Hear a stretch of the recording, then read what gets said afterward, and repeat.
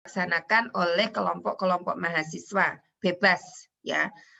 Mau gabung antar prodi memang diwajibkan ya gabung antar prodi itu yang utama. Tetapi kalau yang PHB 2D ini harus diajukan oleh UKM atau lembaga eksekutif mahasiswa. Dan nanti juga harus ada buktinya SK pembentukan lembaga tadi, struktur organisasi mahasiswa juga harus ada di situ. Ya, jadi ini diajukan oleh kelompok-kelompok mahasiswa dalam unit kegiatan mahasiswa per fakultas. Tujuannya apa? Untuk menumbuhkan rasa peduli dan berkontribusi kepada masyarakat di desa agar terbangun desa binaan yang aktif, mandiri, berwirausaha, dan sejahtera. Nah, kalau Anda bisa menjalankan ini, lolos proposalnya, maka Anda tidak diwajibkan untuk mengikuti kegiatan KKN yang sekarang kita ganti skimnya menjadi PPMT ya. Jadi kalau sudah lolos PHB 2D, sudah melaksanakan PHB 2D, Anda bebas KKN, disetarakan dengan KKN. Nah, esensinya adalah memberdayakan masyarakat desa. Jadi memberdayakan masyarakat itu tidak Anda sekedar memberikan kepada masyarakat. Ya, Anda tidak hanya sekedar menjadi EO. Masyarakat butuh pengolahan sampah, Anda terus ngasih tempat sampah tanpa ada pembelajaran ke masyarakat bahwa cara memilah sampah itu seperti ini, cara mengolah sampah itu seperti ini, itu bukan pemberdayaan namanya. Itu hanya sekedar memberikan bantuan atau hibah. Ya. Jadi dalam PHB 2D karena esensinya pemberdayaan masyarakat, maka ada ini prosesnya, yaitu proses membantu. Jadi masyarakat membantu masyarakat supaya mereka berani mengambil keputusan ke arah yang lebih baik. Kemudian ada proses membangun jaringan kolaborasi pemberdayaan masyarakat. Jadi berjejaring. Misalnya masyarakat di satu desa itu rata-rata petani. Nah, petani kita bantu bagaimana supaya produk-produk pertaniannya bisa dipasarkan, bisa harganya bagus sehingga mereka bisa menghidupi keluarganya. Anda lihat ya, kalau saya memang lebih banyak fokus ke pertanian, ke lingkungan hidup. Pada masa pandemi COVID, itu banyak petani yang dirugikan. Produk mereka banyak, bagus ya, panen mereka bagus. Tetapi pada saat dipasarkan, itu harganya drop karena masing-masing wilayah ada pembatasan-pembatasan wilayah ya. Misalnya kalau biasanya dari Magelang itu jualannya ke Semarang, di sana ada pembatasan. Ke provinsi yang lain, di sana ada pembatasan. Akhirnya produk-produk petani itu tidak laku. Nah, kemudian Anda ingin melakukan pendampingan, pemberdayaan pada masyarakat. Dengan cara apa? Pertama adalah membantu, memotivasi mereka. Kemudian yang kedua, Anda berjejaring. Tidak bisa Anda selesaikan sendiri. Harus berjejaring dengan Pemda, dengan LSM, dengan pihak-pihak lain yang bisa memfasilitasi petani untuk memasarkan produknya dengan baik. Ya, jadi pertama membantu, kedua membangun. Kemudian yang ketiga, proses pengembangan. Ya, proses pengembangan itu artinya begini, Anda tidak hanya misalnya di desa itu pada buta aksara. Nah, kemudian langsung Anda memberikan pembelajaran tentang ini, cara membaca, cara menulis. Begitu PHB 2D-nya selesai, waktunya selesai, Anda tinggalkan, mereka buta aksara lagi karena tidak ada yang meneruskan. Ya, jadi Anda tugasnya tidak hanya memberikan pembelajaran ke masyarakat, tetapi juga mengkader para pemuda di sana supaya mereka bisa memberikan pembelajaran kepada masyarakat di sekitarnya yang masih buta huruf. Jadi harus ada pengembangan, ada keberlanjutan. Jangan sampai ditinggal, Anda tinggal dari lokasi kegiatan, itu masalahnya kembali seperti semula. Nah, makanya perlu ada proses tata kelola. Ya, jadi nanti di dalam proposal 4 ini harus muncul. Harus ada proses membantu, proses membangun, proses pengembangan, dan juga proses tata kelola. Nah, misinya apa? Misinya dari PHP 2D itu adalah menerapkan, menemukan, membangun, juga membangun kerjasama, membangun kemandirian masyarakat, dan mengembangkan. Ya, jadi misinya itu seperti ini.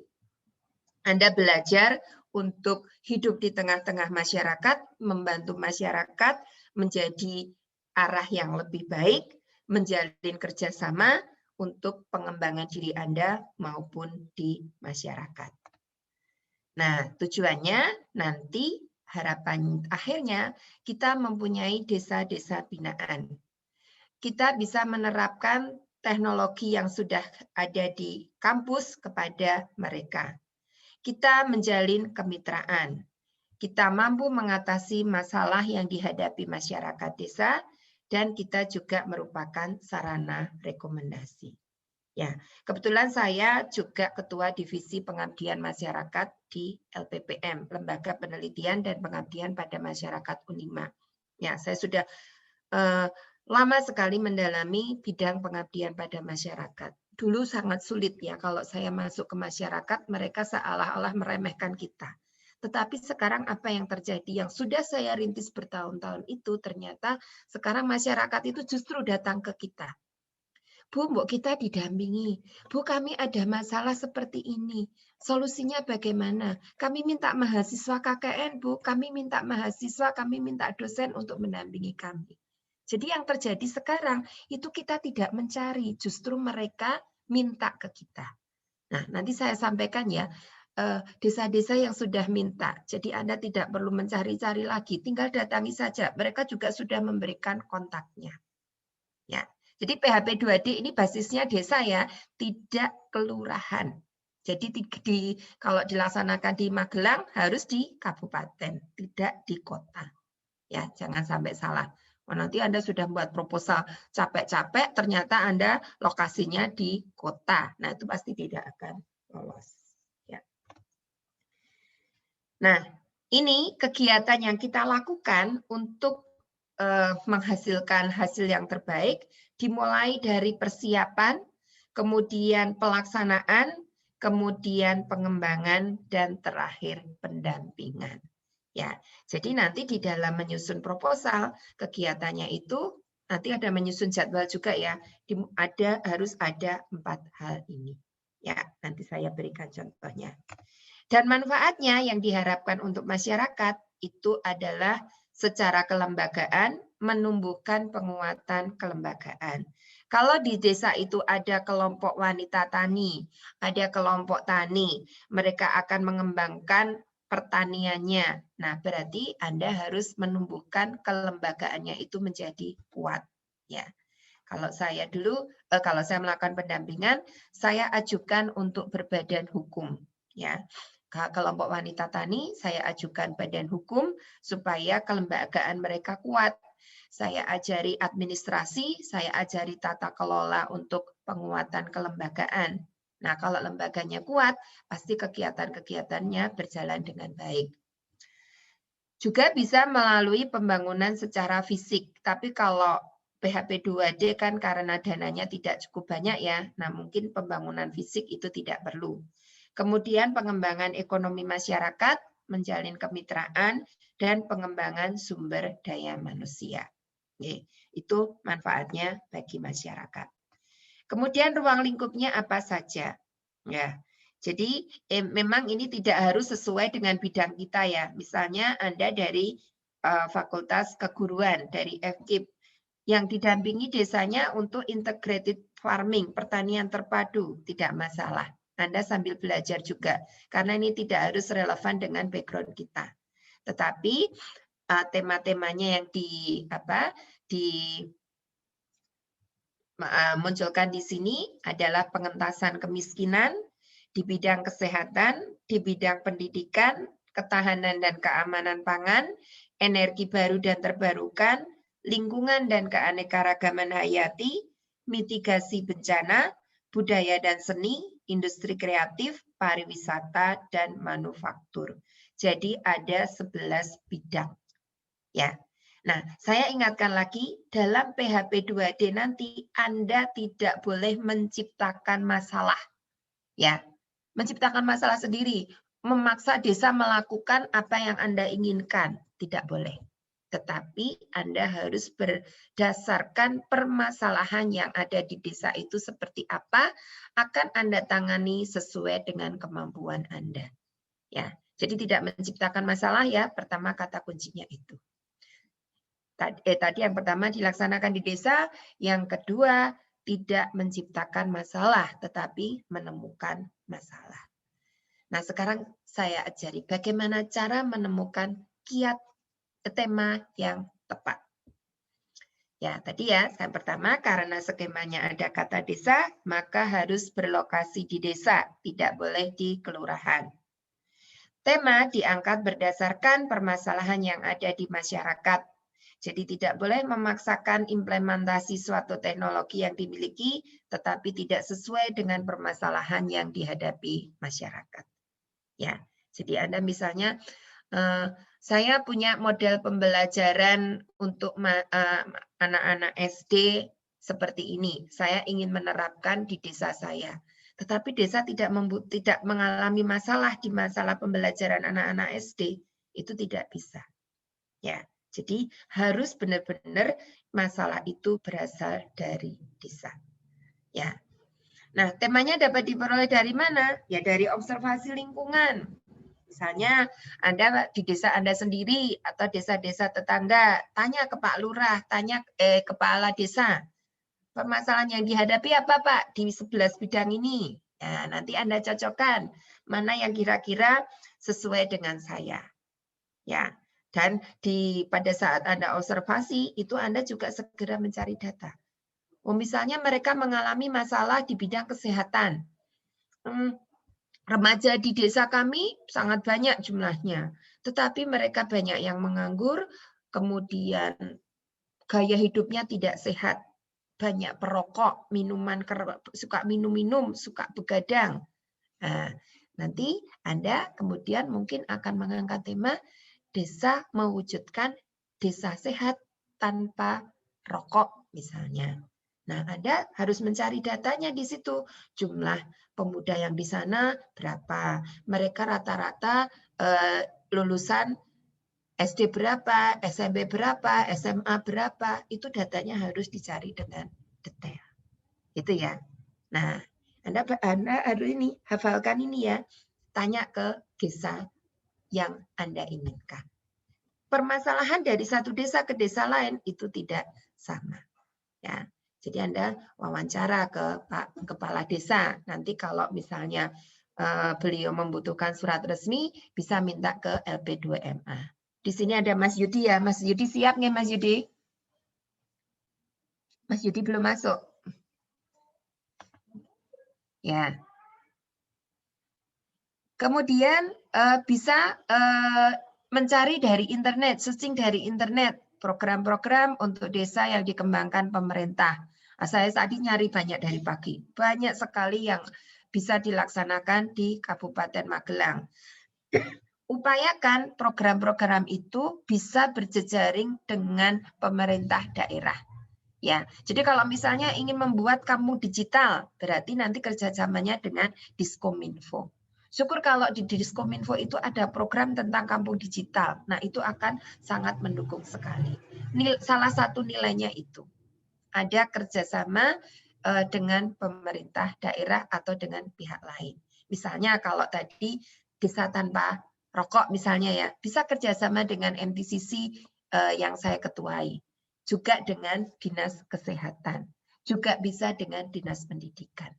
Nah, nanti dari LP2MA siap nanti ya untuk memfasilitasi. Saya juga bisa karena saya juga banyak kenal orang-orang yang ada di Pemda. Nah, ini contoh.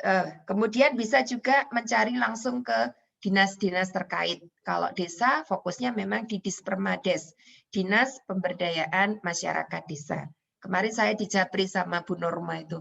Bu, ini ada satu desa yang minta untuk didampingi di Keditan Ngablak. Potensinya apa, Bu? Potensinya ini. Ya, Bu, nanti kalau ada tawaran proposal, baik mahasiswa atau dosen, nanti kita angkat desa Keditan. Ya, jadi mereka sudah minta sendiri-sendiri. Juga di dinas kesehatan, dinas pertanian, tergantung nanti Anda mau milih di dinas mana. Mereka sangat terbuka juga. Ya. Nah, ini contoh-contohnya yang bisa Anda gali ya. Karena ini waktu penyusunan proposalnya paling lambat tanggal berapa? Upload proposal. Ada yang tahu? Mas Febi? Halo? Mas Febi? Bentar, Bu. Ya, dicari ya. Nanti tanggalnya berapa? Sepertinya akhir Maret juga ya? Iya, kayaknya ya. Ya, berarti kan Anda harus cepat. Hanya punya waktu efektif paling 3 minggu. Iya. Ya. Nah, ini contoh-contohnya. Nah, nanti mungkin bisa kontak saya. Bu, saya pengen ini. Nanti saya bisa fasilitasi. Tapi saya tidak tidak menjadi dosen pembimbing Anda, tapi hanya saya fasilitasi saja. Nah, sekarang yang baru tren tentang ini ada program dari Kabupaten Percepatan Penganekaragaman Konsumsi Pangan P2KP berbasis sumber daya lokal melalui pemanfaatan pekarangan rumah menuju desa mandiri pangan. Nah, apalagi masa pandemi COVID ya, masa pandemi COVID mungkin orang-orang yang masyarakat yang tidak bercocok tanam sendiri, dia juga akan mengalami kesulitan untuk memperoleh bahan pangan. Nah, bagaimana cara mengatasi? Dengan cara penganekaragaman konsumsi pangan. Ya, jadi tidak hanya tergantung pada padi saja, tidak tergantung pada beras saja. Bisa dengan pangan-pangan yang lain. Nah, itu bisa dikembangkan melalui pemanfaatan pekarangan rumah. Kalau di desa itu kan biasanya pekarangannya masih luas-luas ya. Misalnya dia punya sawah ditanami jagung, ditanami ubi, sampai ke proses olahannya, sehingga tidak semata-mata tergantung pada padi. Itu bisa dijadikan contoh. Nah, kalau Anda tertarik ini, bisa kontak dengan Dinas Pertanian atau Badan Penyuluh Pertanian di masing-masing kecamatan. Kemudian mungkin dari ekonomi bisa juga perintisan lembaga keuangan desa, ya, yang bisa nanti sebagai banknya desa, sehingga masyarakat tidak perlu sampai kemana-mana untuk mencari modal. Bisa juga tentang desa literasi, ya, misalnya melalui pengoptimalan taman bacaan masyarakat, perpustakaan desa, untuk mewujudkan GIM, Gerakan Indonesia Membaca, ya, misalnya ini. Nah, ini hubungannya dengan Dinas Pendidikan atau Dinas Perpustakaan Daerah. Nah, Dinas Perpustakaan Daerah itu sudah kerjasama dengan kita, dan kalau Anda tertarik nanti bisa saya fasilitasi ya untuk desa literasi. Karena mereka juga sudah punya ini desa-desa yang dituju mana saja untuk mengembangkan desa literasi melalui pengembangan perpustakaan desa. Kemudian juga bisa desa mandiri sehat. Nah, sekarang kan pandemi COVID ini ya mewajibkan kita harus benar-benar beraktivitas sesuai dengan protokol kesehatan. Tapi kalau di desa itu kadang-kadang masyarakat tidak percaya kalau corona itu ada. Corona itu tidak ada. Nah, Anda kemudian membuat satu desa itu menjadi tanggap, menjadi peduli dengan masa pandemik dengan melalui perwujudan desa mandiri sehat. Misalnya melalui PHBS, perilaku hidup bersih dan sehat. Ya, Healthy Self-Help Village misalnya. Bisa juga desa siaga sihat, desa inovasi, ya. Misalnya di sana masyarakat seperti mana itu, seperti desa Sedayu Muntilan, masyarakatnya kan banyak yang berprofesi sebagai pengrajin pahat batu. Nah, pahat batu itu banyak menghasilkan limbah, tapi limbahnya belum terolah dengan baik. Kemudian Anda ingin mewujudkan desa inovasi yang ramah lingkungan. Jadi limbah dari pahat batu itu diolah lagi menjadi kerajinan-kerajinan yang lain sehingga mempunyai nilai jual tinggi misalnya. Desa mandiri energi, ya. Saya kemarin di telepon dari Desa Paten, dari desa mana itu ya, Sawangan. Jadi di Sawangan itu ada di sebuah desa ada kelompok peternak sapi. Nah, kotoran ternaknya itu sudah diolah menjadi pupuk dan kemudian sudah dikemas dengan bagus, pupuk itu sudah diperjualbelikan. Nah, mungkin bisa ditambahkan lagi dengan mengolah kotoran ternak menjadi biogas. Biogas itu sebagai gantinya LPG. Nah, saya juga punya rekanan juga dengan Yayasan Biru. Biru itu biogas untuk rumah tangga. Nah, itu kemarin menawarkan, Bu, kami bisa memasang pengolahan kotoran ternak menjadi biogas dengan skala rumah tangga, jadi yang sangat murah. Nah, itu bisa saja. Jadi satu desa itu di Sawangan itu banyak peternak sapi, tetapi kotorannya baru bisa diolah menjadi pupuk. Nah, kalau bisa diolah menjadi biogas, masyarakat tidak perlu beli gas lagi. Nah, itu nanti akan menjadi desa mandiri energi. Ya, desa sehat tanpa rokok seperti yang saya sampaikan tadi. Kalau ada yang mengambil ini, saya sangat bersyukur. Saya punya MTCC, nanti bisa bekerja dengan MTCC. Kemudian bisa juga kalau yang bidang hukum, desa bebas korupsi. Ya, korupsi itu kan tidak hanya di pemerintah pusat, tidak hanya di pemerintah provinsi ya, tapi bahkan di pemerintah desa pun bisa. Nah, itu bagaimana? Korupsi kan tidak hanya uang ya, bisa korupsi waktu, bisa korupsi yang lain-lain. Nah, itu Anda memberikan pembelajaran kepada masyarakat supaya mereka sadar untuk tidak melakukan korupsi. Sehingga nanti desanya menjadi desa bebas korupsi. Kemudian bisa juga desa wisata berbasis digital. Ya, sekarang kan kemarin kita kedatangan Menteri Menko PMK. Nah, beliau habis melakukan kunjungan di Kecamatan Borobudur, di mana di sana ada Candi Borobudur yang saat ini akan dikembangkan sebagai pusat budaya di Jawa Tengah. Nah, itu kita dari Unima diminta untuk terlibat aktif di sana. Nah, di sana kan ada 11 desa ya. 11 desa kemudian sudah dibentuk dan menjadi desa-desa wisata, disiapkan menjadi desa-desa wisata, tetapi karena pandemi kan tidak bisa bebas menerima kunjungan. Nah, mungkin Anda bisa buat konten-konten wisata lewat digital, tetapi nanti juga harus membayar kalau mengunjungi konten-konten tersebut. Jadi menjadi desa wisata berbasis digital. Atau desa wisata untuk belajar berbasis potensi alam dan pertanian, atau desa wisata kreatif melalui pemberdayaan kaum disabilitas. Itu saya menemukan di Gerabak itu ada beberapa desa yang kaum disabilitasnya banyak. Nah, bagaimana mereka itu bisa diterima masyarakat? Bisa juga buat desa ramah disabilitas. Ada juga desa ramah anak, desa ramah lansia. Nah, itu banyak sekali ya yang bisa kita angkat menjadi tema-tema PHP 2D. Oke. Nah, ini saya tadi nemukan ada desa kreatif rumah tempa. Itu di Mangunsari Sawangan. Rumah tempa itu ternyata singkatan. Tinoto endah mangayu bagyo paringing Allah. Ya. Jadi di sana tidak hanya satu bidang saja yang diupayakan, dikembangkan, meliputi pertanian ramah lingkungan, peternakan ramah lingkungan, pengembangan tanaman obat herbal terpadu, industri kreatif, entrepreneurship dan workshop kreatif, pengembangan ekonomi makro, karakter building, kesenian, festival seni tradisi, dan budaya kreatif di desa. Tidak harus diambil semua, bisa diambil salah satu. Ya, bisa ini diterapkan konsep rumah tempa, bisa diterapkan di desa yang lain. Ya.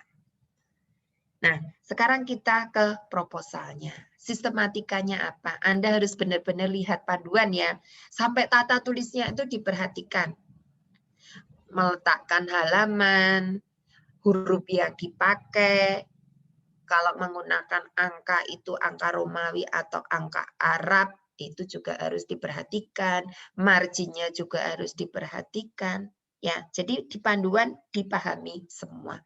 Karena kalau salah sedikit saja sudah proposal Anda tidak akan dibaca. Saya baca di tabel itu menggunakan tabel 1, itu pakai angka Romawi. Anda pakai angka Arab, tabel 1 sudah nggak dipakai. Meskipun proposal Anda bagus. Ya, jadi harus diperhatikan benar di panduan. Intinya ada judul, ada latar belakang masalah, Ada perumusan masalah, ada tujuan, kemudian ada indikator keberhasilan, kemudian luaran yang diharapkan. Nah, untuk luaran ini harus dijelaskan manual panduan aplikasi teknologi produk. Ya, misalnya berupa buku panduan atau buku guidelines. Misalnya kalau Anda di sana menerapkan teknologi pembelajaran berbasis digital. Nah, Anda harus buat pembelajaran berbasis digital itu dalam sebuah bentuk guideline. Nah, itu Anda tuliskan di sini. Profil dan poster hasil pelaksanaan program, video kegiatan, publikasi di media sosial. Disebutkan semua, media sosial mana saja. Video kegiatan judulnya apa. Poster profilnya juga judulnya apa. Teknologi produknya berupa apa. Itu dituliskan semua. Kemudian publikasi, luaran tambahan, publikasi berupa artikel ilmiah, dipublikasikan di jurnal apa. Nah, karena ini pengabdian, nanti bisa menggunakan jurnalnya milik LPPM di pengabdian masyarakat, community empowerment. Itu saya juga yang mengelola. Kemudian, publikasi media massa. Publikasi media massa seperti di baik online maupun offline ya. Jadi bisa di koran-koran, di media massa online, itu harus disebutkan juga. Kemudian jejaring kemitraan yang terbentuk dibuktikan dengan perjanjian kerjasama tertulis antara tim pelaksana dengan mitra.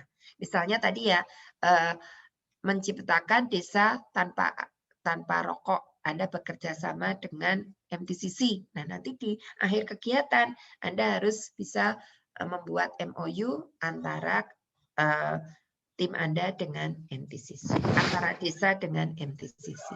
Seperti itu ya. Jadi bukan tim Anda, tapi desa dengan MTCC. Ya, harus dibuktikan seperti itu.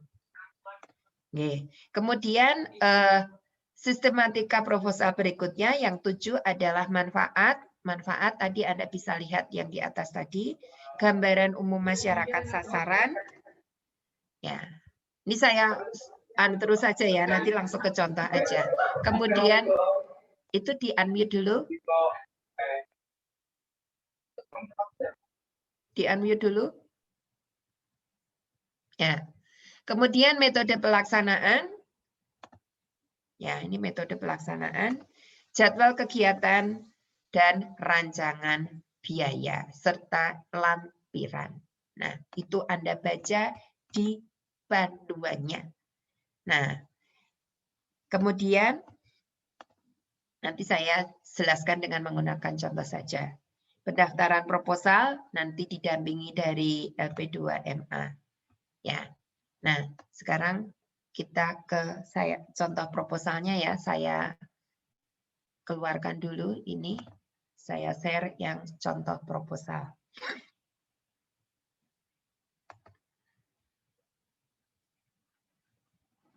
Sebentar.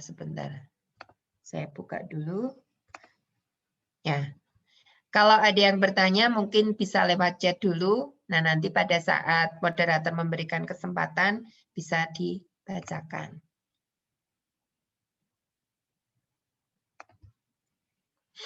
Ya, sebentar review.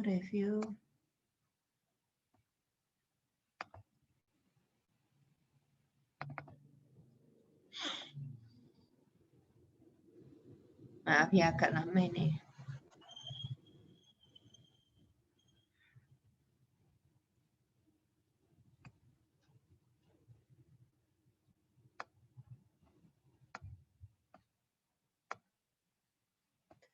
Ya,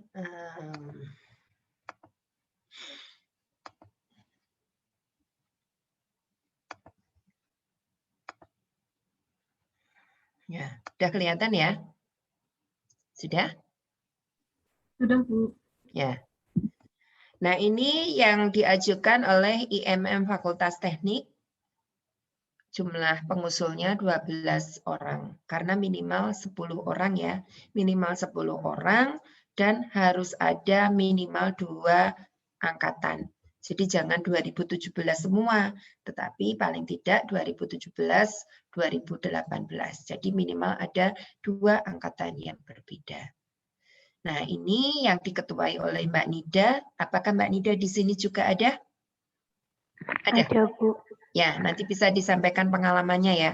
Nah, di sini judulnya mewujudkan ketahanan dan keamanan pangan, berarti sesuai ya dengan dari salah satu 11 yang bidang yang ditawarkan. Keamanan pangan keluarga masa pandemi COVID-19 melalui peningkatan peran perempuan dalam hatinya PKK di Desa Kalinegoro, Mertoyudan, Magelang. Jadi harus disebutkan nama desanya. Ya, nama desanya, kemudian kecamatan dan kabupatennya. Ya.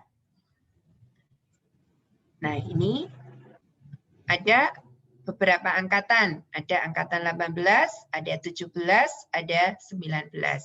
Ya, ini ada 3 berarti, tapi minimal 2 angkatan. Dan minimal 10 orang, di sini ada 12. Ya. Nah, nanti diperhatikan ini untuk halaman pengesahan. Ya. Nah, ya. Kemudian ini untuk di biaya, ya maksimalkan 40 juta. Jangan sampai lebih, jangan sampai kurang terlalu banyak. Anda cuma menganggarkan misalnya 10 juta, nah itu pasti nggak akan lolos. Ya, paling tidak sekitar 30 sampai 38, maksimal 40. Ya, jangan terlalu sedikit, 50% ke bawah itu tidak akan lolos. Dan kalau bisa juga cantumkan sumber dana lain. Nah, sumber dana lain itu tidak harus dalam bentuk uang cash, tapi dalam bentuk fasilitasi. Misalnya pada saat nanti diselenggarakan di desa itu ada ruangan yang bisa dipakai, kemudian ada peralatan-peralatan yang dipakai, itu bisa diuangkan. Nah, bisa dituliskan di sini. Ya, ini juga akan menambah nilai, menambah poin. Kalau dari pihak yang didampingi, desa yang didampingi, itu juga ada dana.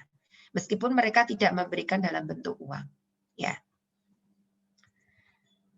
Nah, ini kemudian pimpinan organisasi mahasiswanya siapa? Kemudian wakil rektor ini. Ya. Tanda tangan wakil rektor bidang kemahasiswaan. Ya. Ya. Nah, jadi di latar belakang masalah itu Anda harus bisa menggambarkan mengapa Anda memilih tema ini untuk diangkat sebagai tema dari PHP 2D. Ya. Nah, di sana Anda di sini ya. Karena tadi masalah ketahanan pangan. Ceritakan dulu masalah ketahanan pangan secara sekilas satu paragraf. Kemudian kondisi di lapangan, tujuan Anda kan di Desa Kalinegoro. Ceritakan Desa Kalinegoro itu seperti apa. Ya. Nah, permasalahan yang diangkat seperti apa. Nah, kebetulan kemarin saya memang punya jejaring dengan Bu Bupati melalui tim penggerak PKK. Nah, Bu Bupati ini mempunyai program untuk pemanfaatan pekarangan rumah melalui aquaponik. Nah, di Desa Kalinegoro ini sudah dilatih aquaponik oleh tim Bu Bupati, ternyata tidak berkembang, terutama karena kendalanya masalah COVID, di mana orang tidak bisa berkumpul. Nah, berdasarkan itu, kemudian mahasiswa melakukan pendampingan, melakukan pemberdayaan masyarakat di sana. Dan saya cantumkan juga di situ kerjasama dengan tim TPPKK Kabupaten Magelang yang ditandatangani oleh Bu Bupati. Nah, mungkin salah satu bisa lolos karena ada tanda tangan Bu Bupati itu. Ya, jadi ada kerjasama dengan pihak lain. Ya, jadi di sini Anda di latar belakang masalah harus bisa menggambarkan masalah apa yang dihadapi oleh desa, kemudian Anda akan berusaha membantu mendampingi desa tersebut. Ya, nanti bisa saya bagikan atau minta Mbak Nida ya untuk proposal yang sudah diupload. Ya. Nah, kalau ini kan PHP 2D itu termasuk bagian dari pengabdian pada masyarakat ya. Kalau di pengabdian masyarakat itu biasanya kata kuncinya ada gambar-gambarnya dulu. Ya, jadi Anda pada saat menggambarkan kondisi di desa itu tampilkan gambar-gambarnya. Ya, tadi saya sampaikan bahwa di sana itu memang sudah ada pelatihan aquaponik sebelumnya. Nah, ini foto-fotonya ditampilkan. Ya, kemudian, nah ini ibu-ibu sudah mencoba membuat aquaponik, tetapi belum optimal. Ya, gambarkan bahwa upaya yang sudah dilakukan belum optimal. Misalnya kalau Anda nanti akan membuat desa tanpa rokok, ya mungkin foto-foto pemuda-pemuda yang sedang bergerombol di pos-pos ronda, di foto mereka sedang merokok. Nah, itu ditampilkan di situ. Ya. Nah, ini. Kemudian perumusan masalah ini dalam bentuk kalimat tanya. Ya, usahakan dalam bentuk kalimat tanya. Terus tujuannya. Ya, tujuan harus ini matching dengan rumusan masalah. Jadi kalau tujuannya bagaimana merancang inovasi untuk melakukan budidaya tanaman maupun ikan di lahan sempit dengan biaya rendah atau dapat terjangkau seluruh warga masyarakat, maka tujuannya ya hampir sama. Merancang inovasi kalimatnya sama.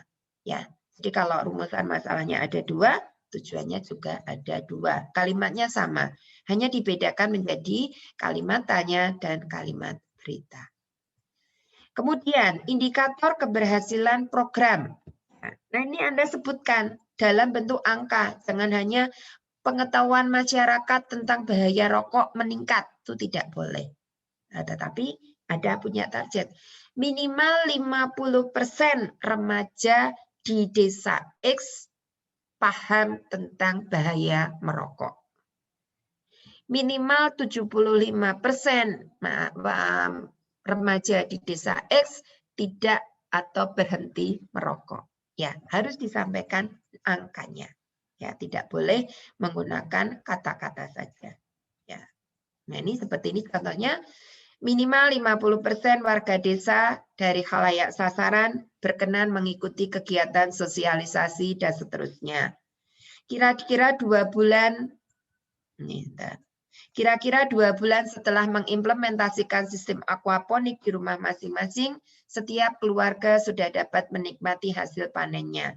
Ya, meskipun tidak tepat, tapi kita harus sampaikan ya, harus direncanakan. Minimal terjalin kemitraan dengan 2 pihak luar.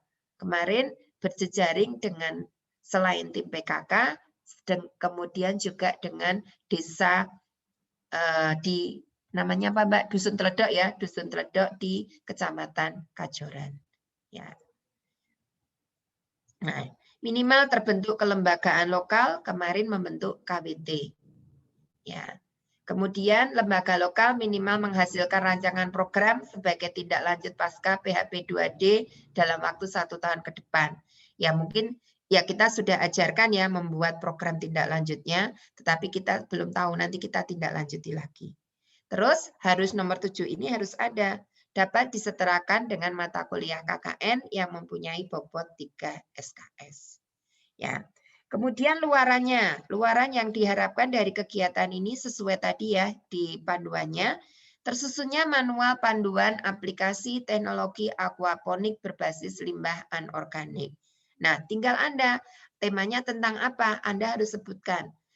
Tersusunnya manual atau panduan aplikasi teknologi untuk berhenti merokok misalnya. Ya, harus disebutkan namanya.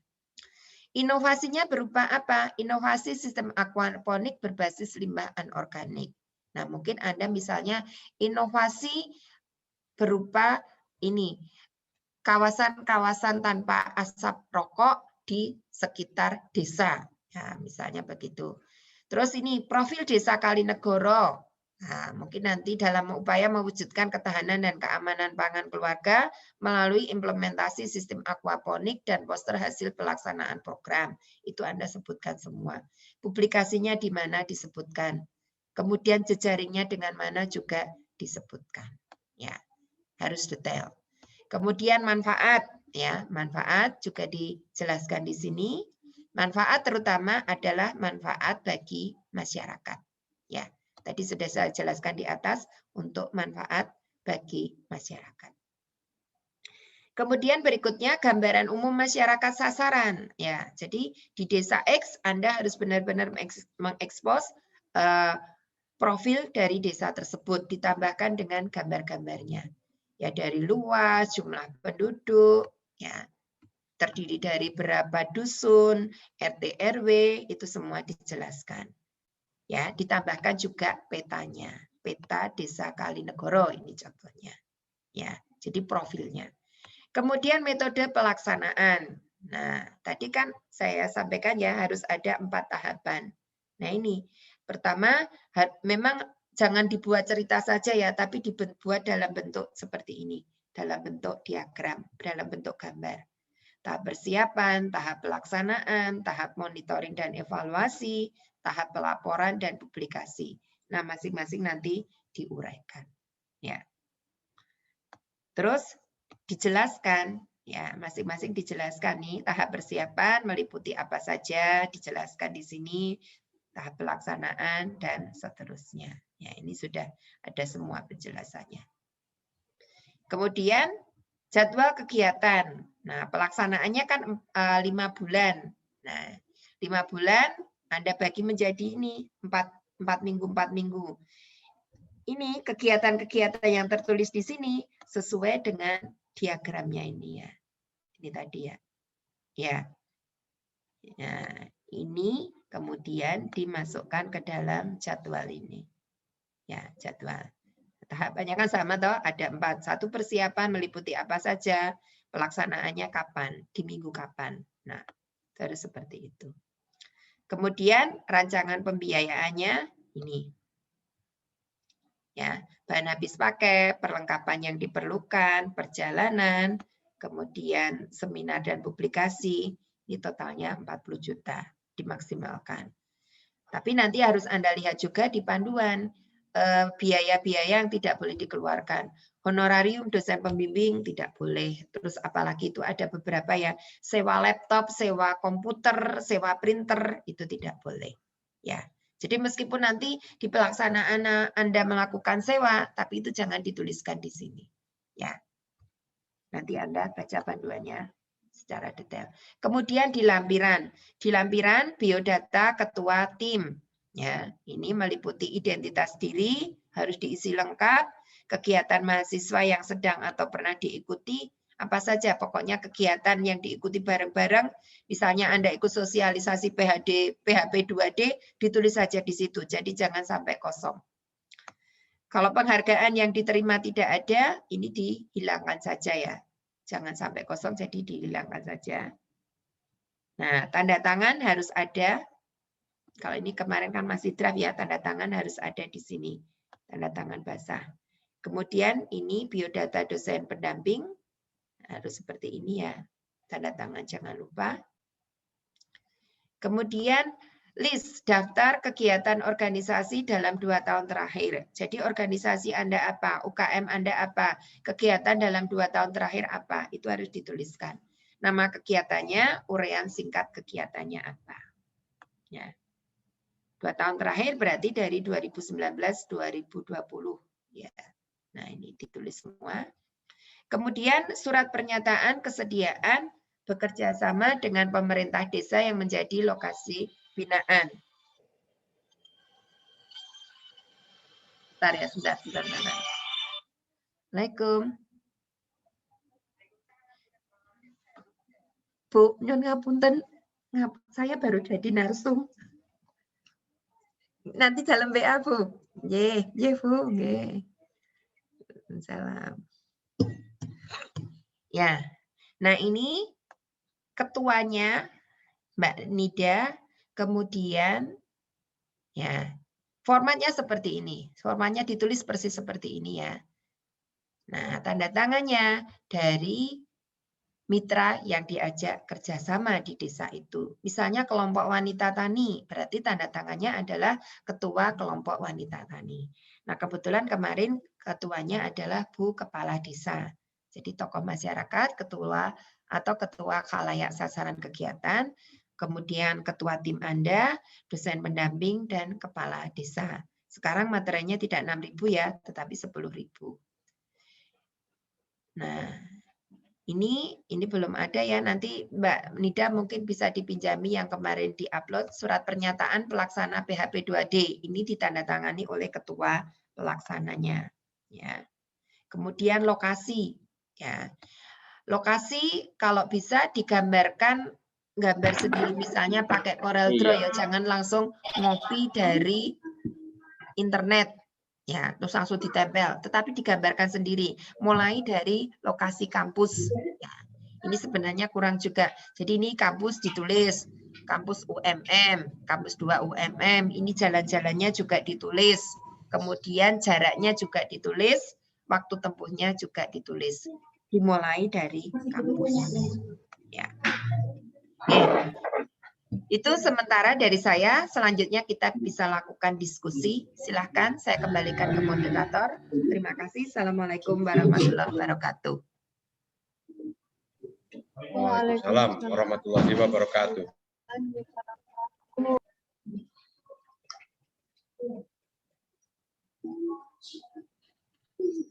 Ya, moderatornya siapa? Silahkan diatur bagaimana tanya jawabnya. Yo, moderatornya malah pergi ya? Enggak, Bu. Sebentar, Bu. Ini saya baca juga yang banyak pertanyaan di sini.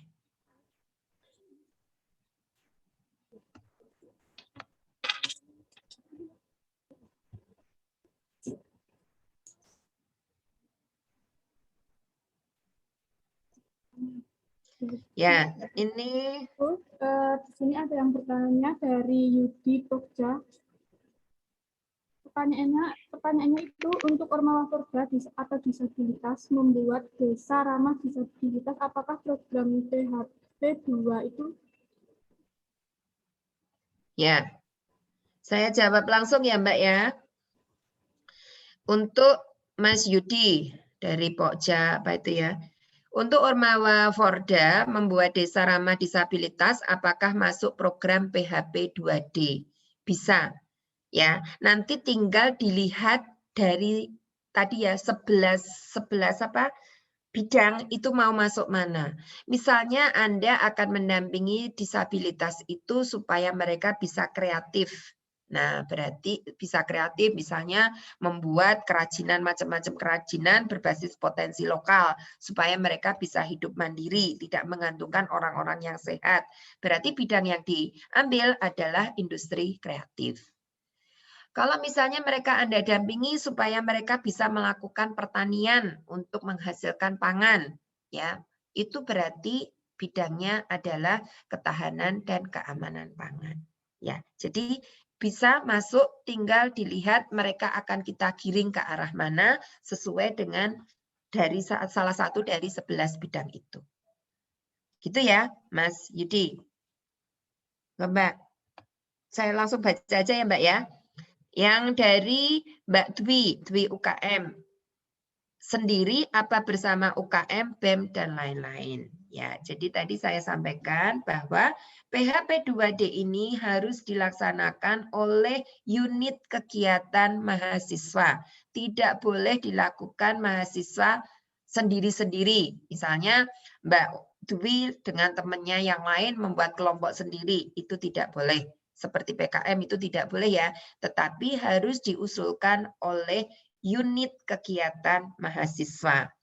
Ya, minimal jumlah anggotanya adalah 10 dan minimal ada 2 angkatan yang berbeda. Ya. Lanjutnya apalagi Mbak?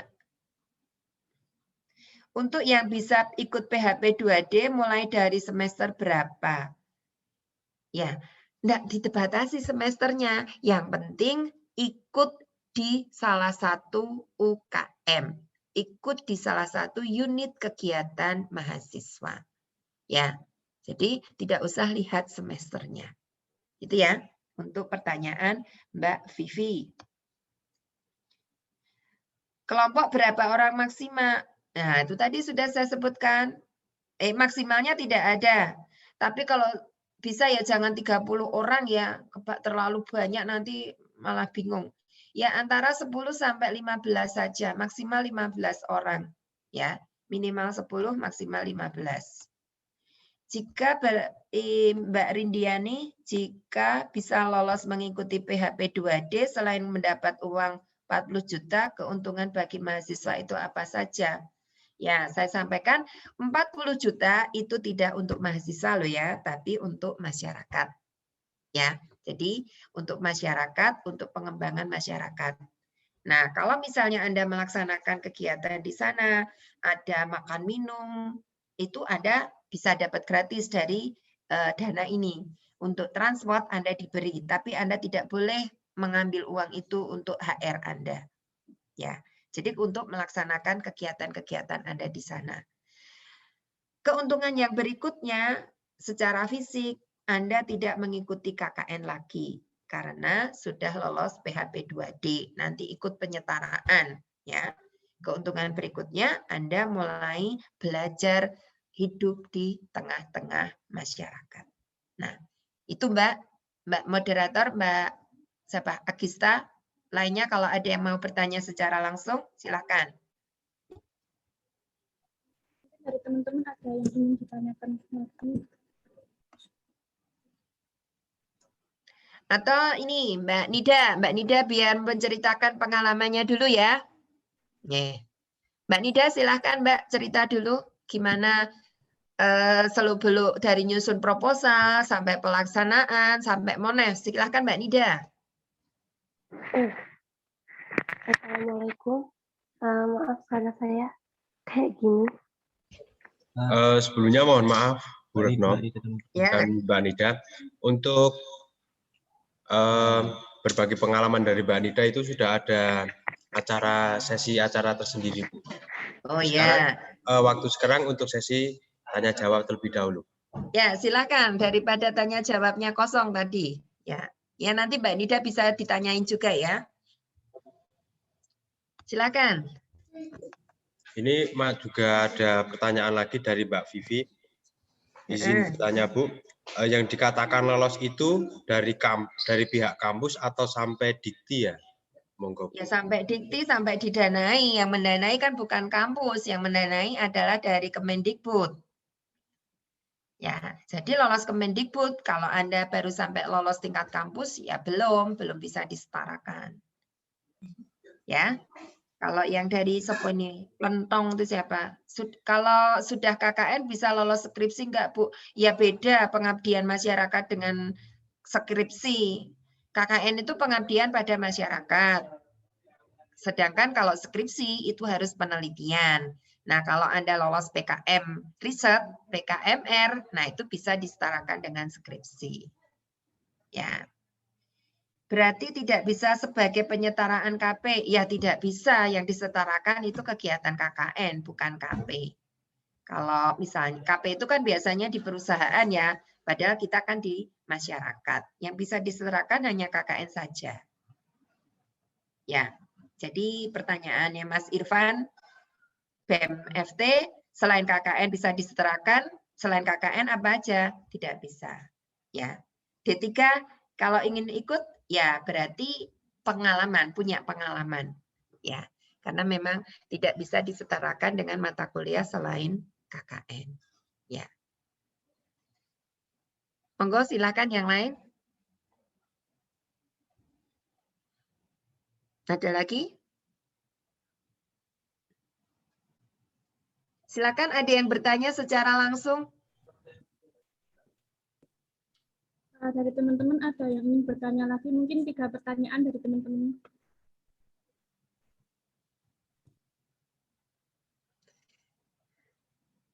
Atau ada yang sudah punya ide, silakan nanti kalau saya bisa bantu.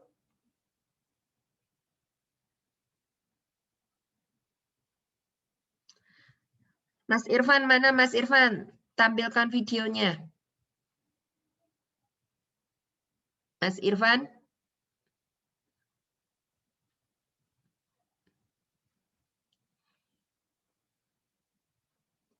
Untuk tadi dana lain dari Mbak Vivi, dana lain bisa dijelaskan kembali Bu seperti apa. Nanti kita share aja contoh ya. Contoh dari Mbak Nida tadi bisa diberikan.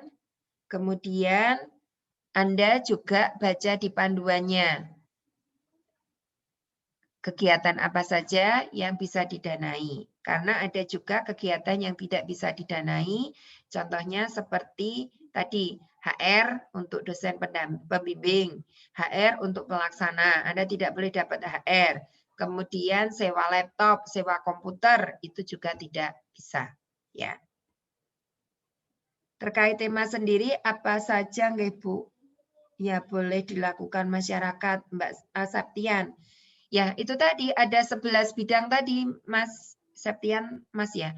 Ada 11 bidang tadi ya, dari pengentasan kemiskinan, pendidikan, kesehatan. Nah, itu Anda seputar 11 itu saja.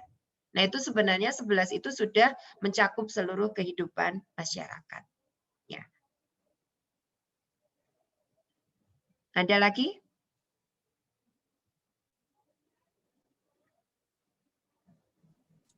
Mungkin satu pertanyaan lagi dari teman-teman.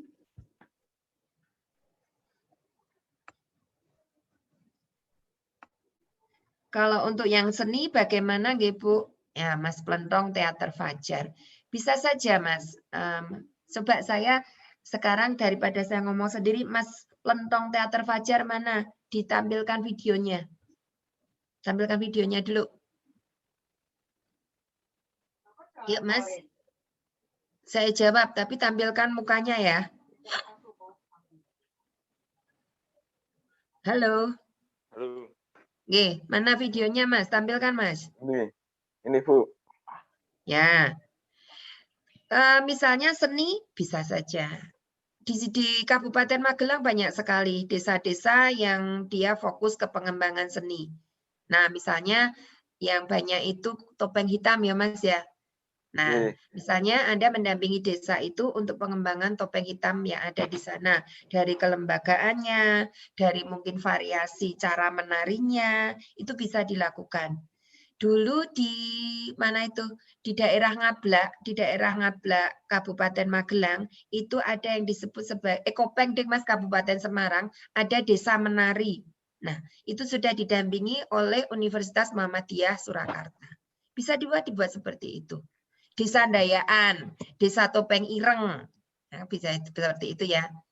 Memberdayakan kaum remaja untuk melestarikan budaya topeng ireng di desa X gitu misalnya. Ya. Nah, Anda kan bisa nanti mencari info di Dinas Pendidikan atau searching saja di internet. Desa-desa yang punya banyak budaya itu seni budaya ada di mana. Bisa saja seperti itu. Ya. Yeah. Bu. Nah, itu untuk yang apa itu yang di misal di desa itu belum ada kayak wadahnya untuk teman-teman seniman. Teman-teman seniman. Nah, itu kalau misal yang dari pihak kita itu yang mengadakan itu bagaimana, Bu? Ya, jadi Anda tidak mengadakan, tetapi Anda melakukan perintisan supaya mereka mau membuat wadah. Misalnya ya di sana banyak penari, tapi belum terkoordinir. Mereka penari sendiri-sendiri, kemudian saling ini Mas bersaing, saling mematikan temannya. Nah itu kan tidak bagus. Nah kemudian Anda melakukan penguatan kelembagaan. Yuk kalau kita bentuk kelompok penari topeng ireng. Kemudian dalam bentuk misalnya berbasis himpunan penari topeng ireng di desa X. Nah, Anda nanti dampingi bagaimana struktur organisasi, membentuk struktur organisasi, bagaimana pengelolaan organisasi, bagaimana mengajukan badan hukum, bagaimana melakukan pelatihan, memasarkan jasa mereka, itu semuanya didampingi. Itu bisa dilakukan. Ya. Jadi itu enggak harus satu kelompok ya Bu. Itu maksudnya boleh gimana? Itu boleh beberapa. Jadi misal di desa ini sudah ada wadah dan ada kelompok-kelompok seni yang lain yang masuk ke wadah ini. Itu gimana? Boleh bisa atau tidak? saja. Iya, bisa saja. Makanya Anda ke desa, Anda kupas habis bagaimana permasalahan yang ada di desa itu. Ya, jadi nanti yang proposal yang diajukan berdasarkan permasalahan yang muncul.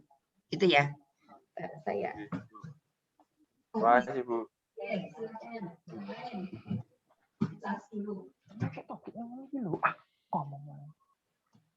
Ada pertanyaan lagi?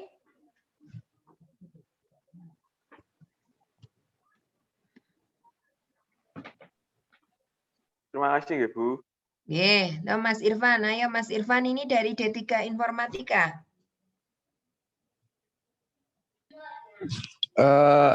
Teman-teman teknik ada yang dari D3, Bu. Oh ya, enggak apa-apa. Nanti ikut aja di kelompok-kelompok teman-temannya yang lain sesuai UKM-nya. Loh, saya nanti disetarakan apa, Bu? Ya, sementara ini memang baru disetarakan di KKN. Kalau ada mata kuliah kewirausahaan, kemudian Anda mengambilnya berbasis tentang masalah entrepreneurship, mungkin bisa disetarakan dengan mata kuliah tersebut. Ya, kalau di skripsi tidak ada di sini. Di skripsi itu skimnya di PKM yang riset. Ya. Kalau yang TA, Bu? Nah, ya tugas akhir itu kan riset, Thomas, penelitian. Nggak bisa kalau PHP 2D. Kalau TA berarti kan Anda ngajukan PKM riset. Iya, Bu. Oh, Ya. Tapi kan ini untuk bekal bagi Anda ya. Anda nanti setelah lulus kan berada di tengah-tengah masyarakat. Nah, ini sebagai ajang latihan pada Anda bagaimana Anda bergaul dengan masyarakat. Masyarakat merasakan Anda sangat membantu mereka.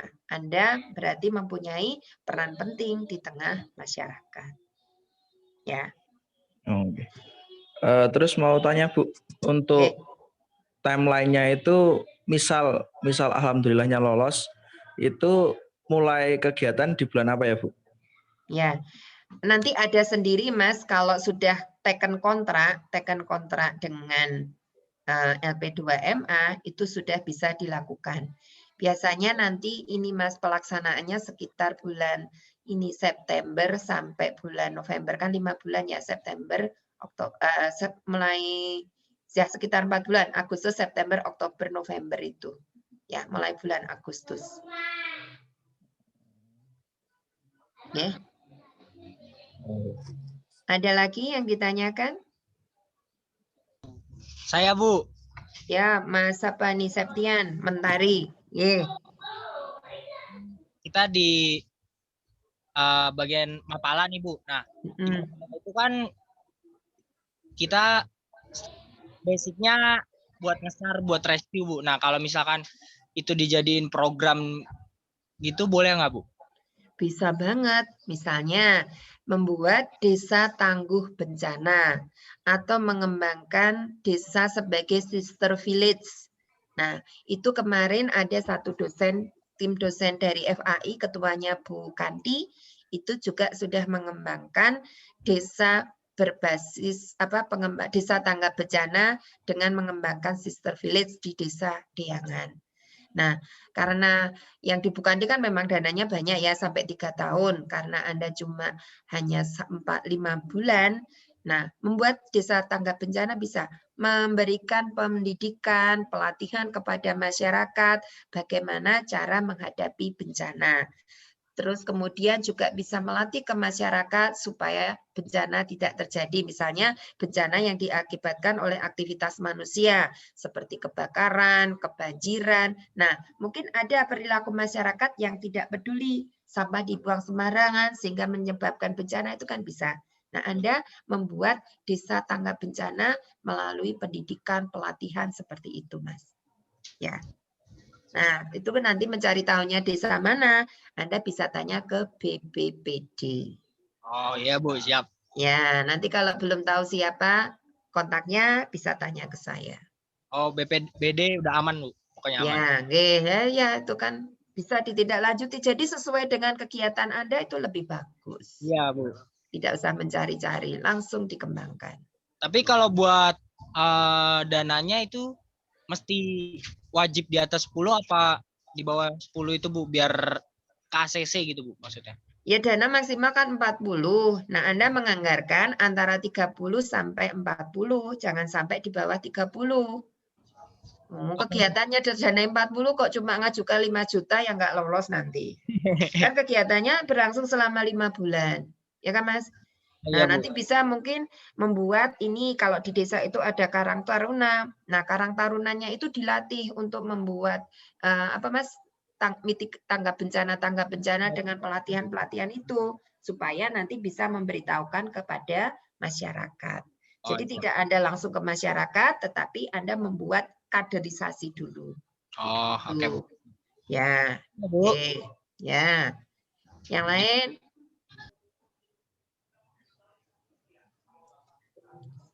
Silakan, saya sampai jam 11 ya. Mungkin kalau tidak ada yang bertanya bisa langsung masuk ke acara selanjutnya, Bu. Oh ya. Dan Oh ya, sebentar sesi... Mas saya mau ini menyampaikan. Saya nitip sekalian ya Mas ya. Ya, jadi saya karena di MTCC saya ada program untuk merekrut mahasiswa-mahasiswa dalam masuk ke dalam ini gerakan gerakan Duta Pelajar dan Mahasiswa untuk quit smoking. Ya, mengurangi kebiasaan merokok. Kami butuh 200 mahasiswa minimal. Nah, nanti silahkan saya mungkin titip Mas Febri ya, Mas Febri, Pak Febri ya. Halo Mas Febri. Halo, Mas Febri kemana? Mbak moderator? Ya, Bu. Ya, nanti saya nitip formulir siapa yang tertarik dengan gerakan Duta Pelajar dan Mahasiswa untuk quit smoking, saya titipkan ya, saya nanti disampaikan Mas Febi untuk diisi bagi yang tertarik di sini. Nah, itu dalam rangka mewujudkan generasi sehat, generasi smart dan cerdas. Nggih, ngaten Mas, Mbak. Iya, Bu. Ya, Bu, nanti saya share ke grup formulirnya, Bu. Silip ya Mas Febi ya. Iya, Bu.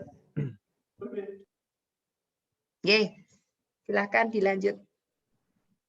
Terima kasih kepada Bu Retno telah menyampaikan materi. Semoga materi yang disampaikan bisa bermanfaat. Untuk sesi selanjutnya itu ada sharing-sharing dari Muhammad Nazif Azam, undangan lolos PHP 2D 2020, Psikologi Humaniora, dan Nida Munafadila, undangan lolos PHP 2D Komisariat Teknik.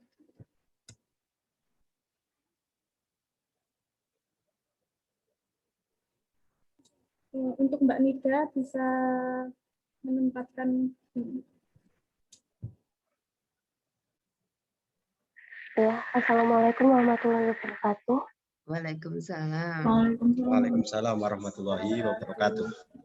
Mohon maaf suara saya agak kurang jelas karena lagi sakit.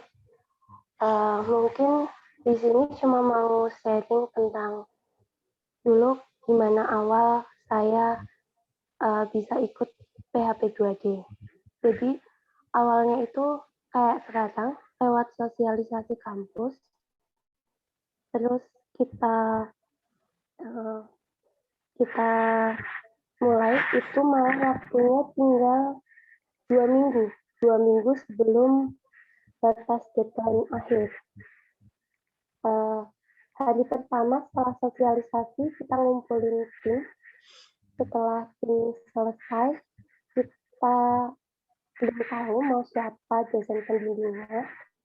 Akhirnya karena kita di bawah naungan fakultas saat itu, kita minta tolong ke wakil dekan teknik yang saat itu dijabat oleh Pak Saifuddin untuk dicarikan dosen pembimbing yang tepat untuk mengikuti PHP 2D. Enggak berlangsung lama, Pak Saifuddin langsung memberikan Bu Retno sebagai dosen pembimbing kami. Dan Bu Retno juga alhamdulillah saat itu responnya sangat cepat. Hari itu juga langsung menghubungi kami. Hari itu juga langsung membuat grup dan penentuan ketua tim. Lalu saat itu kami masih selalu berfokus untuk membuat tema pengabdian yang ada unsur keteknikannya. Jadi kita belum tahu mau apa, karena masih fokus sama harus ada unsur tekniknya. Tapi ternyata setelah dibimbing Bu Retno, kita baru tahu kalau nggak harus pakai unsur fakultas, dan akhirnya ditemukan tema aquaponik itu yang benar-benar beda banget dari fakultas teknik, karena dari awal kita benar-benar jadi belajar nanam, melihara lele dan sebagainya itu. Hari selanjutnya kita langsung survei.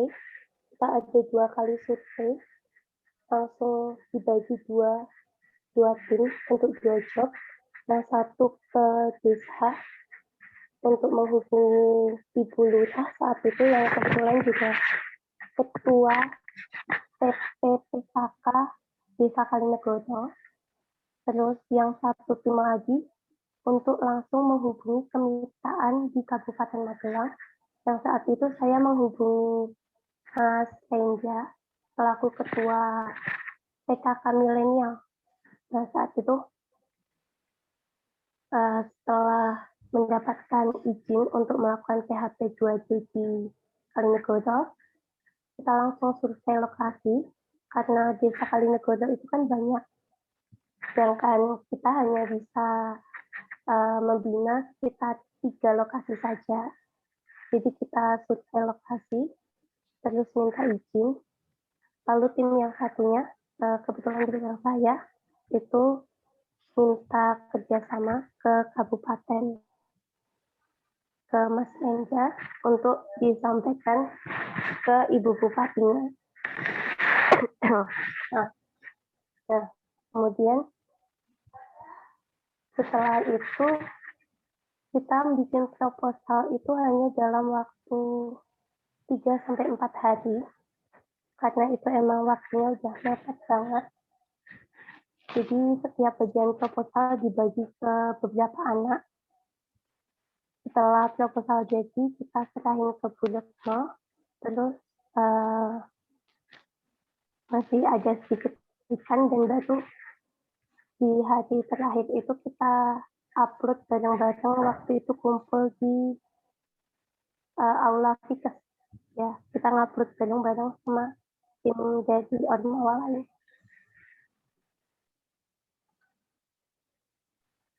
Setelah itu nunggu agak lama karena ada kemunduran dalam pengumumannya itu agak mundur. Sempat mikir nggak bakal lolos karena nggak tahu pengumumannya itu kapan, karena udah lewat jadwal pengumuman itu nggak ada berita apapun, jadi kayak udah pesimis.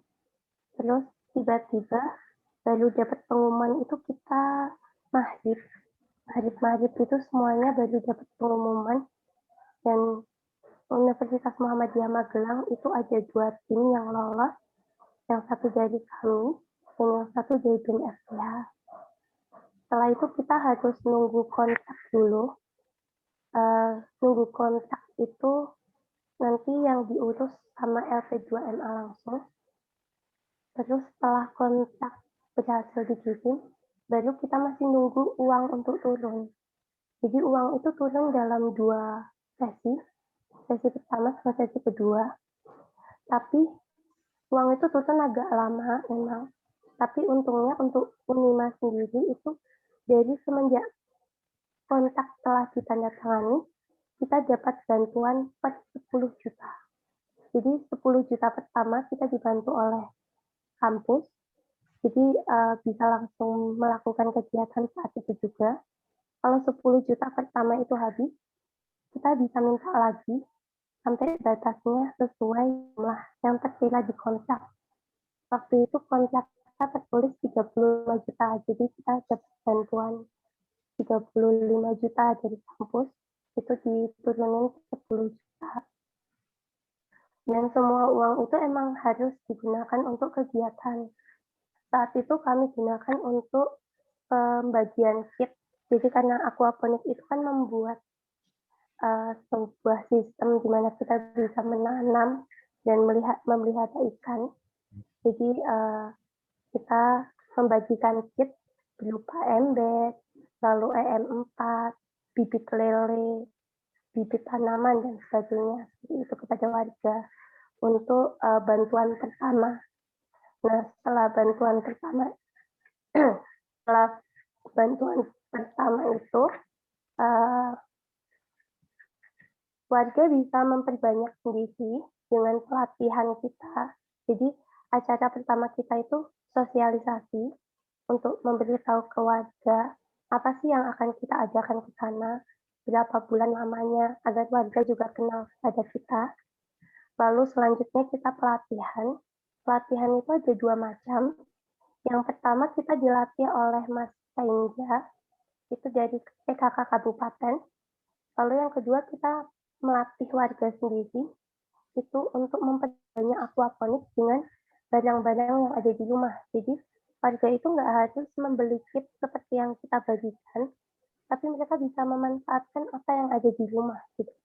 Dia memanfaatkan sampah anorganik juga. Setelah itu kita ngelakuin pendampingan. Setiap seminggu sekali kita datang ke sana untuk lihat apa kendalanya, apa permasalahannya. Kita lakuin semacam sharing antara satu warga dengan warga lainnya agar semua warga itu bisa berhasil menciptakan lingkungan yang sehat dengan menanam tanaman sayuran dan memelihara ikan lele. Lalu di akhir program, hampir selesai program, kita ngadain studi banding ke Dusun Teledo, karena ternyata di Dusun Teledo itu sudah maju mengenai aquaponik dan polybag-nya. Kemudian warga sana itu juga udah bisa menjadikan kebun mereka itu sebagai lajang usaha. Jadi dikumpulin satu desa lalu dijual. Nah, selain aquaponik itu kan kami juga ada yang namanya bank sayur. Hampir sama seperti bank sampah, di mana kalau bank sampah itu kita memberikan sampah untuk mendapatkan uang.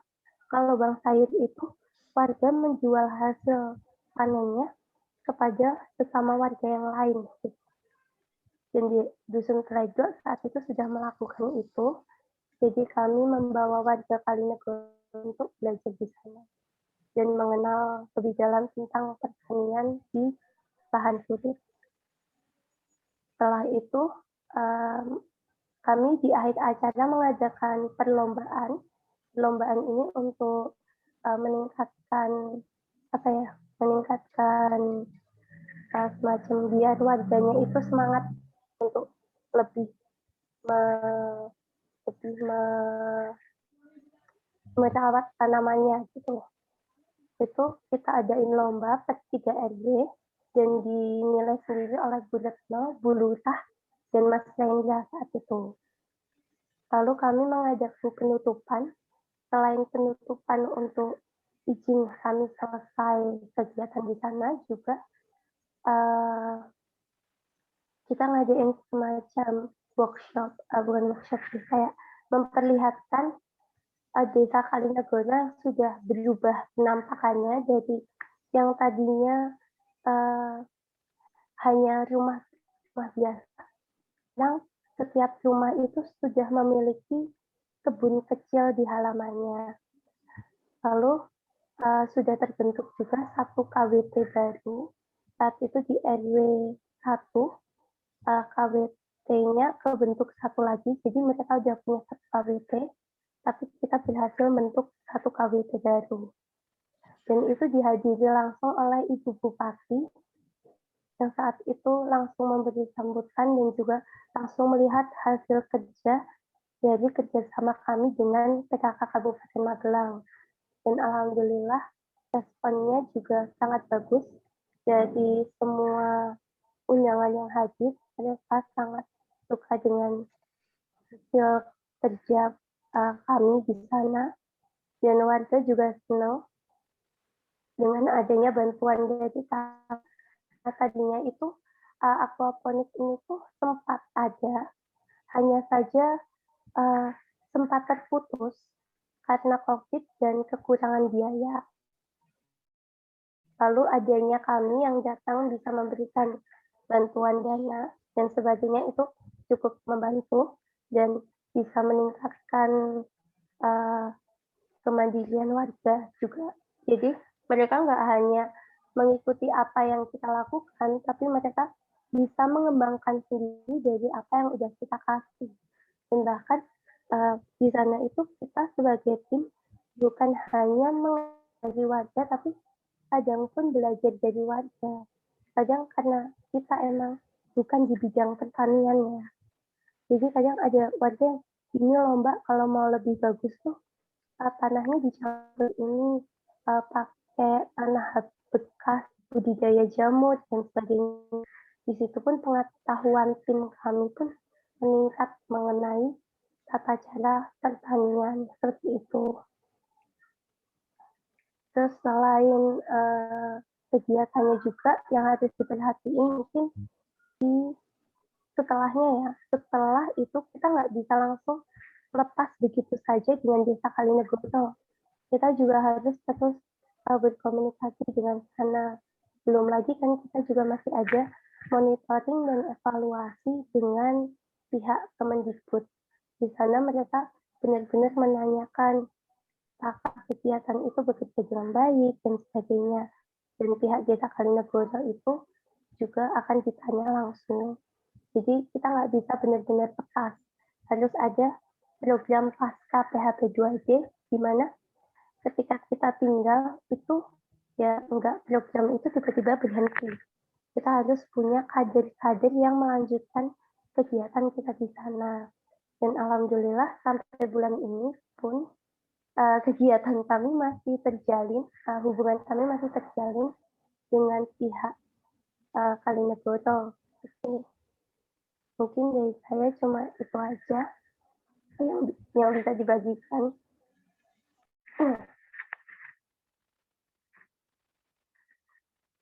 Mungkin saya itu aja sih saya pengalamannya ikut kegiatan di PHP 2D ini.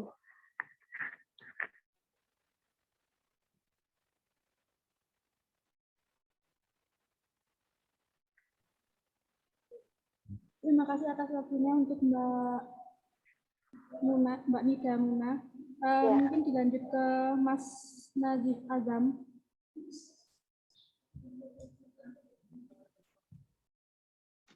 Mungkin kalau dari kelompok BMFPH sendiri tentang proses pembentukan kelompok setelah sosialisasi dilakukan itu sama, kita kumpul, kita nentuin mana desa yang mau kita jadikan tempat untuk pelaksanaan PHP 2D. Kalau dari tim BMFPH sendiri itu ketika persiapan untuk penyusunan proposal itu kita terjun langsung ke Pakis. Jadi tempat BMFPH kemarin itu di Pakis sana. Kita ke Pakis, kita mencari tahu tentang permasalahan pernikahan dini di Pakis.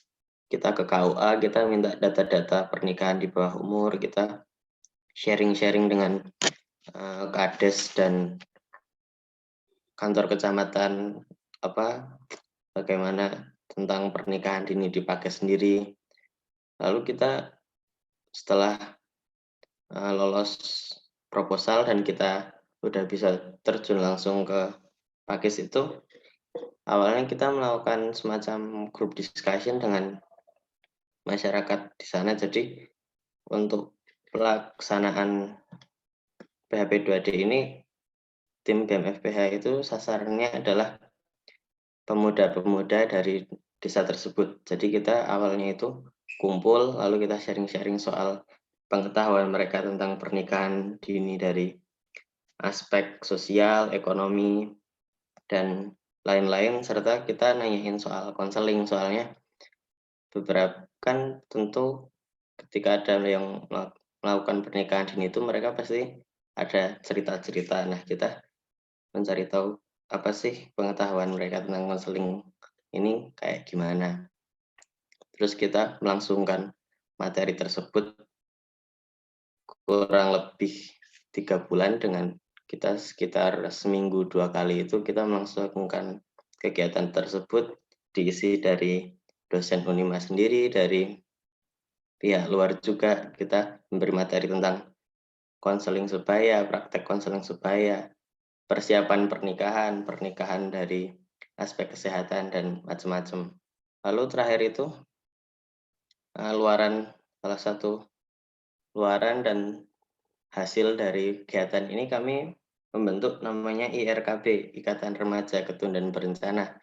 Jadi pemuda-pemuda yang kita ikutkan dalam penyampaian materi ini kita jadikan mungkin semacam Karang Tarunanya Sana, sebuah organisasi gitu yang dimana mereka nanti akan khusus untuk melanjutkan mungkin penyampaian ilmu tentang pernikahan dini ini. Jadi target dari PHP 2D FPH kemarin itu merubah mindset masyarakat sekitar mengenai pernikahan dini. Soalnya kalau misal kita mau mengubah kebiasaan itu, kita perlu waktu lama dan kita harus bekerja sama dengan banyak pihak. Jadi untuk pelaksanaan yang dikasih waktu sekitar 3 bulan ini, BEM FPH cuma bisa menyampaikan dan sedikit mengarahkan untuk mengubah mindset tentang pernikahan dini itu. Terakhir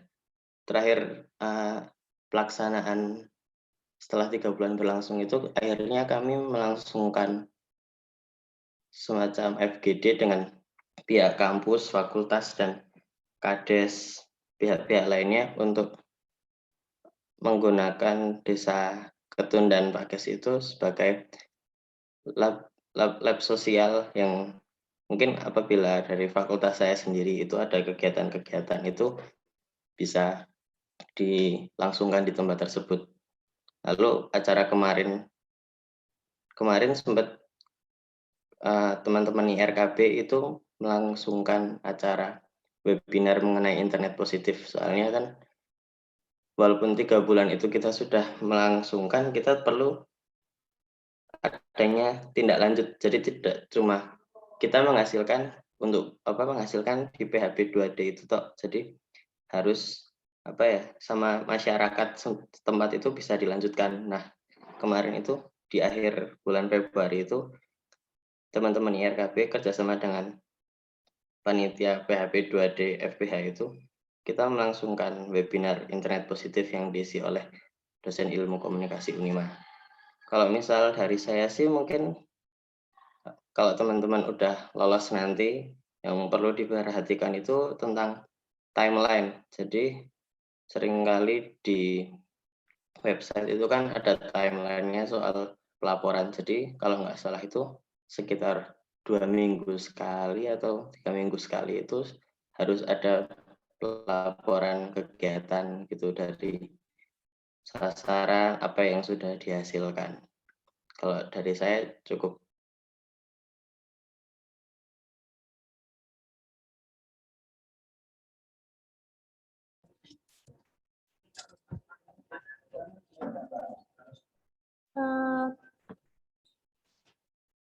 Mungkin dari teman-teman ada pertanyaan, maksimal 3 pertanyaan untuk Mas Nizam dan Mas Azam dan Mbak Nida.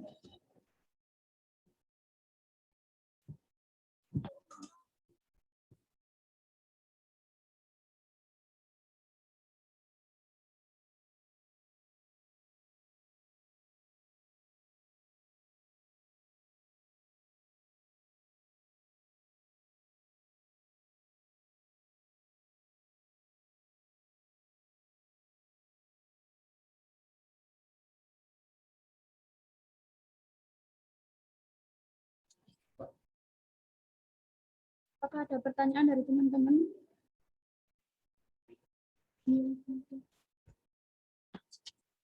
Kami tunggu sampai jam 11. Jika tidak ada pertanyaan, akan kami tutup.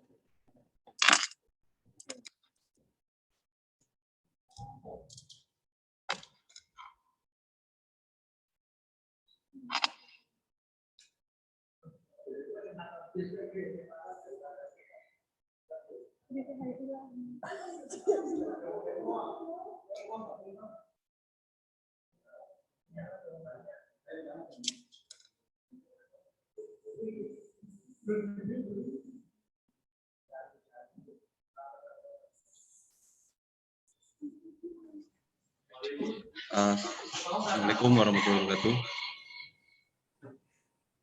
Waalaikumsalam warahmatullahi wabarakatuh.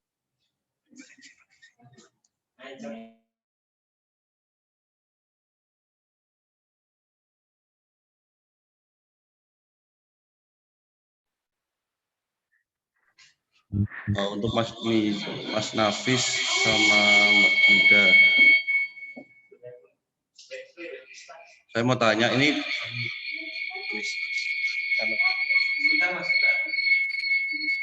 bentar gangguan.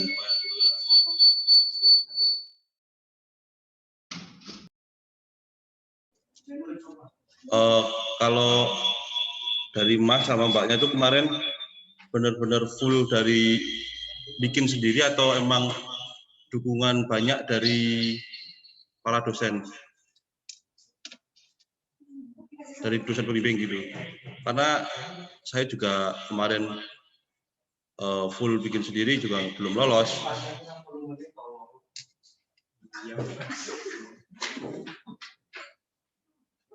Monggo jawab. Kalau dari saya itu kita tim tetap kerja sendiri, tapi alhamdulillahnya itu kita dapat dukungan yang cukup banyak dari bullet nol. Karena waktu itu kita untuk menghubungi ke pihak PKK Kabupaten itu juga dibantu banyak oleh bullet nol, mulai dari nomor dan menghubungi Bu Bupatinya. Tapi tidak hanya karena dibantu bullet nol terus kita bergerak sebisanya juga enggak. Kita tetap usaha bolak-balik ke Kalinegoro, lalu menghubungi Mas Pengja secara berkala, menghubungi kader, seperti itu. Jadi tetap ada effort dari mahasiswa, tapi juga didukung sangat cukup oleh dosen pembimbing kami. Itu kalau untuk tim kami. Persentase dari penggarapan tersebut tuh perkisaran dosen berapa persen ya? Misalnya kan kemarin tuh emang benar-benar sosialisasi dari kampus, tapi pembimbing pun nggak kayak merasa niat banget untuk mendampingi. Ada yang nggak kayak niat banget, tapi ada yang niat dari dosen.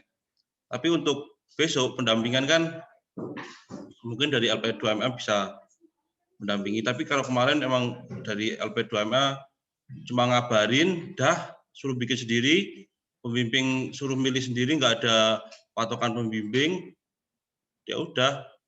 Jadi lolos nggak lolosnya nggak, kita cuma usaha sendiri doang, nggak dukungan dari dosen-dosen pembimbing kita. Ya sekilas curhat aja sih Mbak. Mungkin karena ini ya, karena kalau saat itu saya berada di Ormawa di bawah fakultas ya, satu fakultas teknik. Kita memang di LP2MA saat itu tidak diberikan siapa dosen pembimbingnya dan apa yang harus dilakukan, tapi kami sendiri yang berinisiatif untuk menghubungi wakil dekan.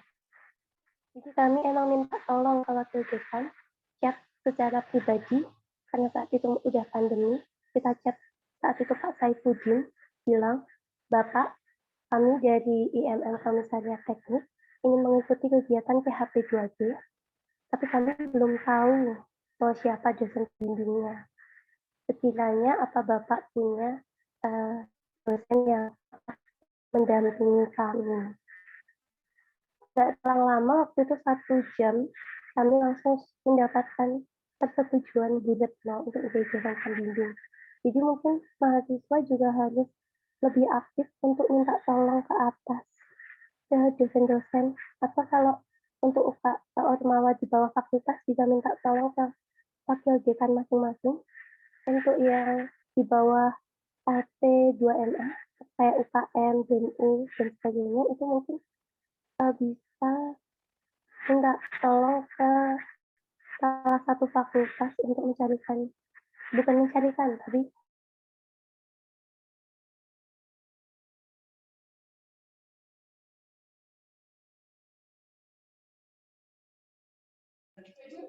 Kalau sinyal. Nah, ini kalau seumpama besok entah dari Pokja Penalaran ataupun dari LPMA apakah sanggup untuk mendampingi anak-anak dari UKM yang mengajukan PHP 2D, karena pembina pun juga ya bisa berperan penting juga, tapi kan kalau ada beberapa pembina memang fokusnya internet di UKM-nya sendiri kan juga kalau dari ketuanya ambil judul yang lain kan ntar juga harus ada pendampingan dari kampus juga. Apakah dari LPMA ataupun Pokja Penalaran siap untuk pendampingan para UKM di Unima? Mas, saya coba urun rembuk juga ya. Halo. Iya, Bu. Ya, Bu, silakan, Bu. Ya, memang itu tadi yang disampaikan Mbak Nida tadi, nggih. Terus matur ke Pak Wakil Dekan atau Bu Wakil Dekan, kemudian minta dicarikan dosen pembimbing. Nah, kebetulan karena saya di pengabdian pada masyarakat, waktu itu Pak Wakil Dekannya Pak Saifuddin langsung nunjuk saya, langsung WA saya waktu itu, mungkin waktunya tidak cukup lama, langsung cepat ya Mbak Nida, begitu Mbak Nida menyampaikan ke Pak Saifuddin langsung WA saya, kebetulan saya pas di luar kota, langsung saya jawab Mbak Nida. Nah mungkin bisa seperti itu Mas, ditempuh dengan cara seperti itu, langsung ke Wakil Dekan, karena Wakil Dekan itu memang mengurusi salah satunya kemahasiswaan. Ini Mas siapa tadi yang tanya, itu fakultas apa? Mungkin saya bisa bantu. Mas, yang tanya tadi dari fakultas mana? Dulu dari Ketua Teater, Bu. Teater. Enggak, jenengan fakultasnya mana? Dari Fakultas Hukum. Ya, dari Fakultas Hukum, mungkin yang paling banyak bergerak di bidang pengabdian masyarakat, ada Bu Heniatun, ada Pak Krisna. Nah, itu nanti kan wakil dekannya Bu Puji. Matur Bu Puji saja, minta dicarikan dosen pembimbing kalau panjenengan sudah punya temanya untuk didampingi membuat proposal PHP 2D. Saya bisa membantu untuk mencari tema, untuk menjalin kerjasama dengan pihak-pihak lain, tapi saya tidak bisa melakukan, tidak bisa membimbing ya Mas ya, saya tak membimbing di teknik saja, tapi saya bisa membantu mencarikan itu tema, mencarikan desanya, mencarikan kerjasamanya dengan dinas apa, insya Allah saya bisa. Betul ya Mas? Baik, Bu, terima kasih Bu.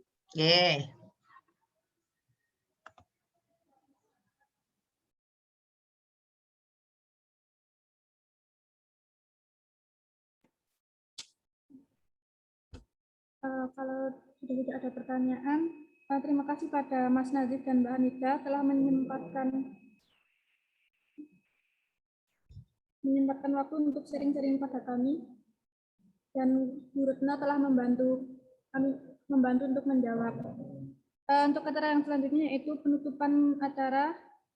Para peserta sosialisasi yang berbahagia, semoga ilmu yang kami sampaikan pada acara hari ini dapat bermanfaat bagi peserta yang sudah bergabung.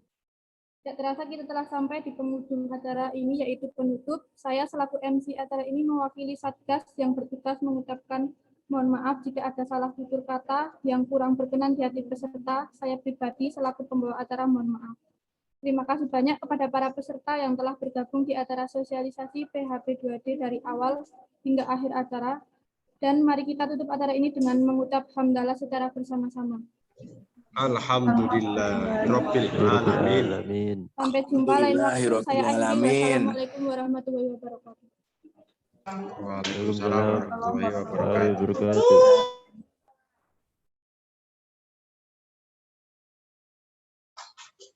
Bagi para peserta sosialisasi bisa live meet.